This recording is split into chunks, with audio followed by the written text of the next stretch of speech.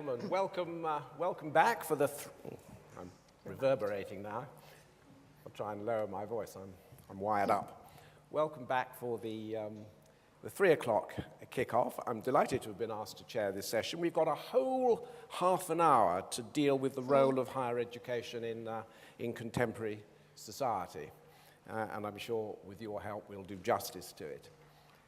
I've been invited as a neutral chairman, that is to say, as one who has been a vice-chancellor and principal. I know absolutely nothing about the subject of education and intellectual pursuits, but I'm merely here to hold the ring, and I hope to invite your participation. I'm not going to use up time by introducing our two speakers to you. You can read all about them in the program.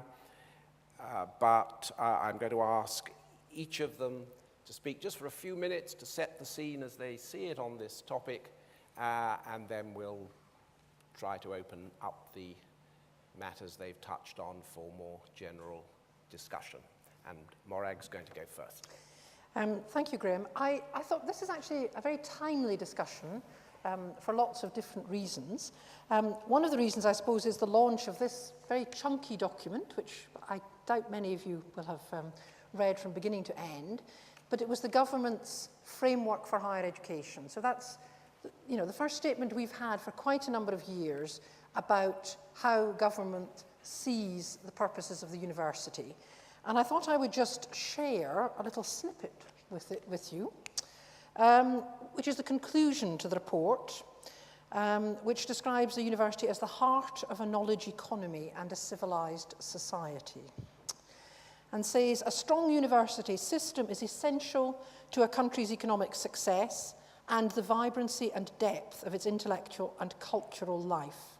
Universities embody both our values and our aspirations. Actually, the report as a whole, I think, doesn't completely deliver on the rhetoric.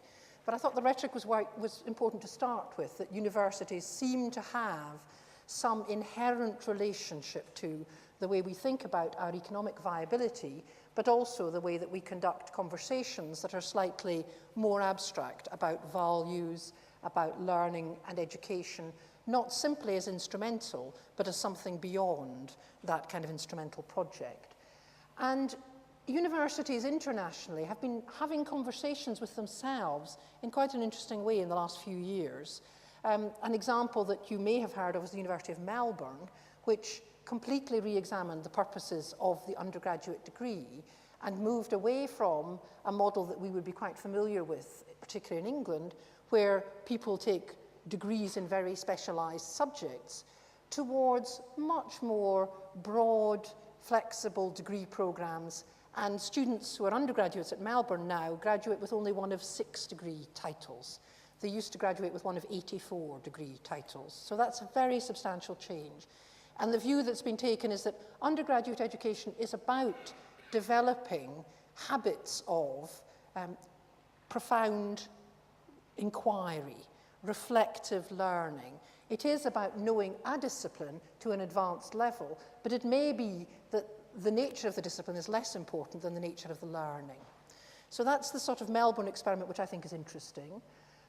More locally, at Queen Mary, we've actually been having a conversation across our whole academic community about what we think might be the attributes of a Queen Mary graduate. And so we've produced a statement which says things about critical reflection, research, and scholarship, but it also says things about a global perspective, about a capacity to think, to generate new ideas, to be imaginative, and to work collectively.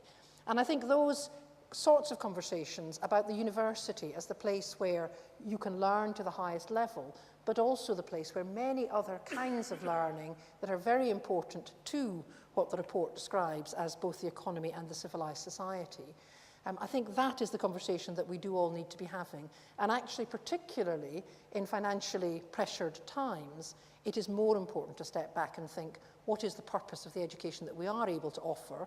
What are the limitations, and what do we need to change to produce graduates who are actually enabled to cope with a global, very rapidly changing and really rather unstable economic environment? So that's what I wanted to begin by saying. Thank you very much. Thank you.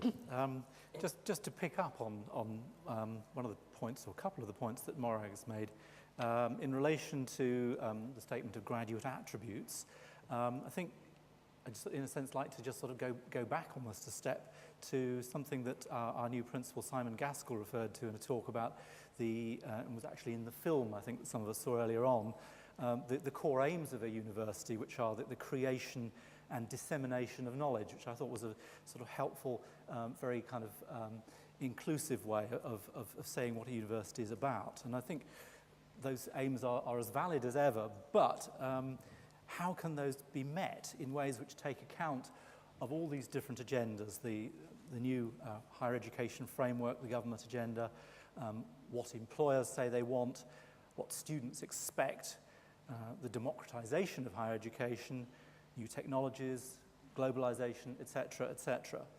And I think the graduate attribute statement does attempt to capture just what a university education can provide for a graduate. And I suppose what I'd like to do, coming from my own perspective of working in the language and learning unit at Queen Mary, is focus in on a couple of areas connected with language and try and just sort of flesh out what that might mean.